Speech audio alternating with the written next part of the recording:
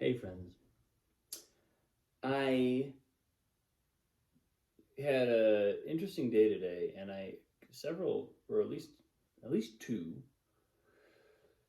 kind of uh, striking or noticeable things happened, and both of them pretty positive. One of them was um, simply being on a creative call with a new collaborator, and he,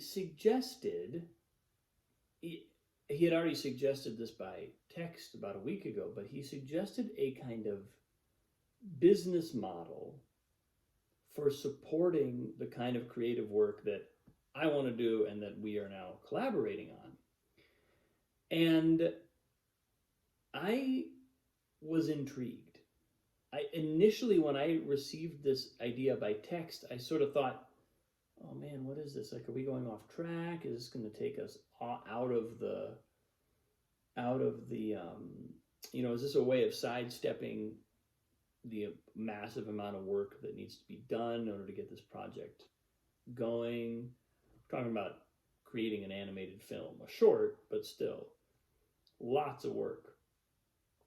And I was a little afraid of the proposal because it seemed like it might dilute our energy and or our focus. Um, but in talking about it, I was suddenly really captivated by the idea that rather than create one piece sort of in a vacuum and with no real plan or even clue how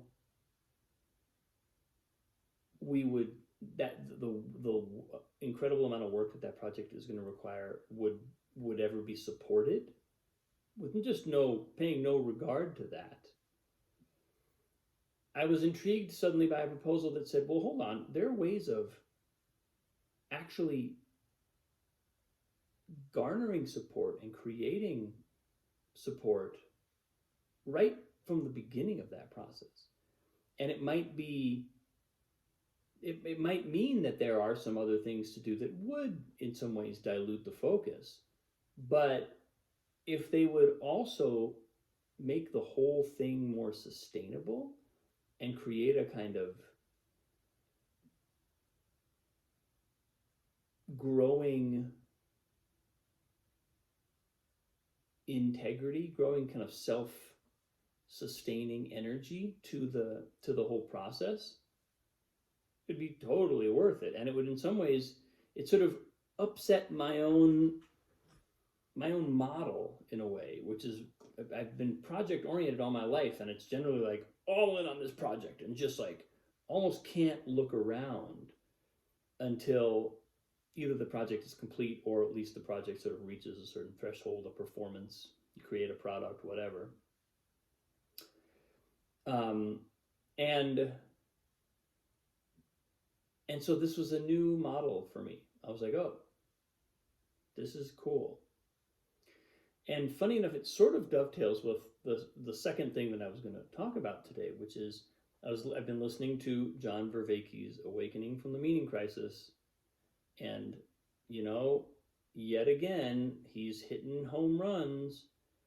I was listening to a section today. I can't possibly summarize it. It's been the episode or two on Hegel and the sort of descendants of Hegel, the intellectual descendants of Hegel, and how that these various lineages of thought that descended from Hegel ultimately sort of created the conditions for European meltdown, in the first instance in World War One, and then of course in World War Two. And the aspect of Hegel that he zeroes in on, which I'd never heard this said this way before, and I will not even try to summarize Hegel beyond simply explicating his dialectic, his concept of a dialectical process, where you basically have, he calls it synthesis, antithesis, or sorry, thesis, antithesis, and then synthesis. So the thesis is the initial proposal. The antithesis is something that counteracts the thesis, it goes against.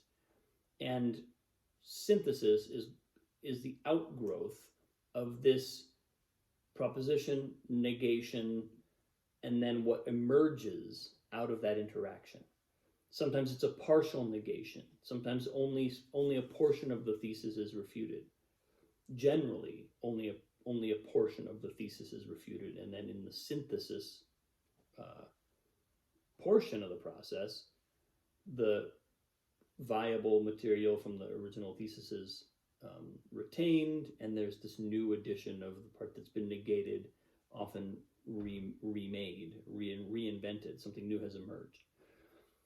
Hegel called this the dialectical process, and without going into too much detail about it, he considered it basically an intellectual version of consciousness becoming aware of itself, because he saw in it a kind of recursive, continually self-reflective process at work, which he took to be the ultimate expression of mind, of Geist, of psyche, of the human consciousness.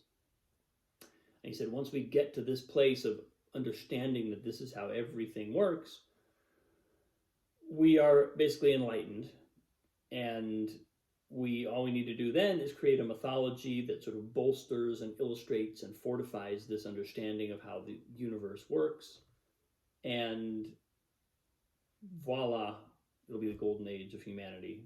They'll all live happily ever after.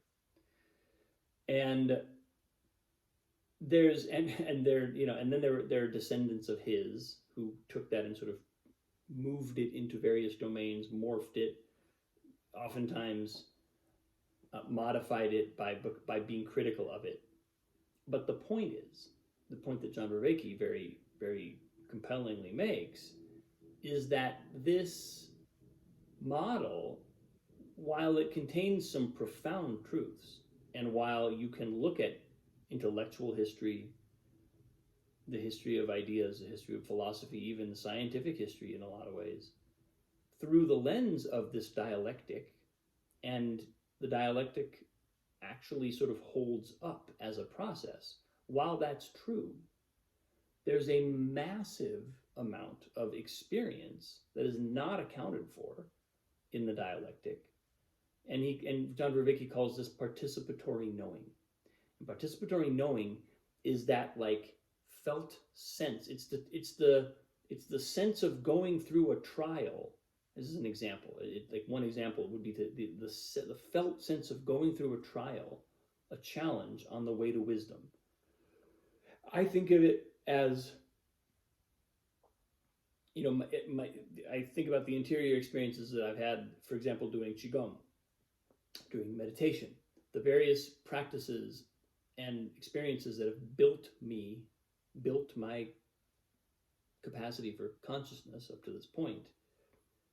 There's a kind of pure intellectualism, a purely idea, and this is why Hegel's philosophy was called idealism. It's as though all the experience of life is reduced to ideas.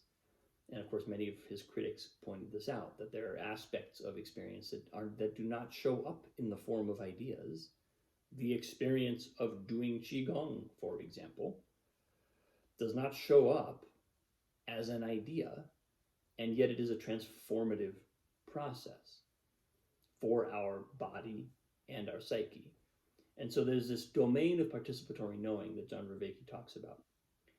And this really struck me when I remember when I was younger, I used to study philosophy and think that it was going to give me the answers one day. I was going to have it all figured out, or I was just going to find the right philosopher who had gotten it right. And then at some point, I realized not only is that never going to happen, I don't want that to happen. It's not important to pursue that anymore.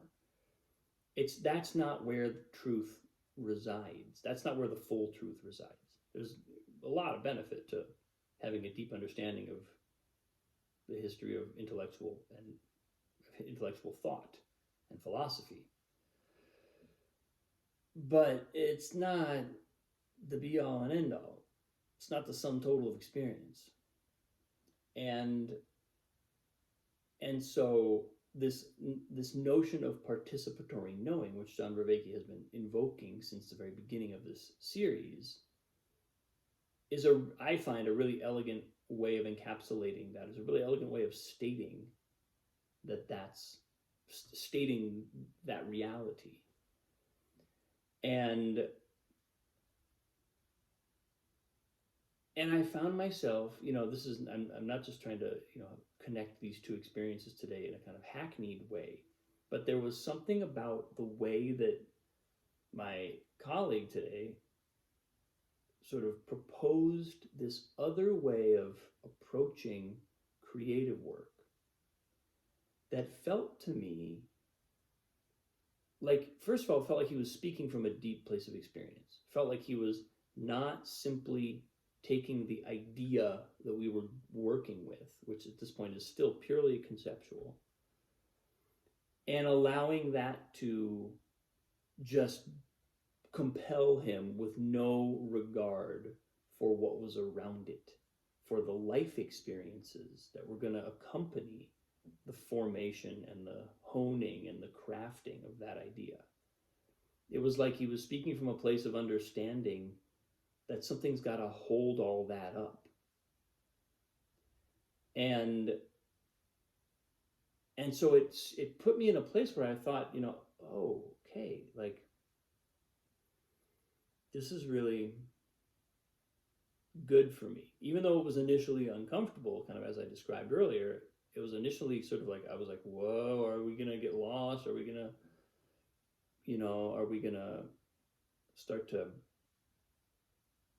dilute our will, our focus, our intent here?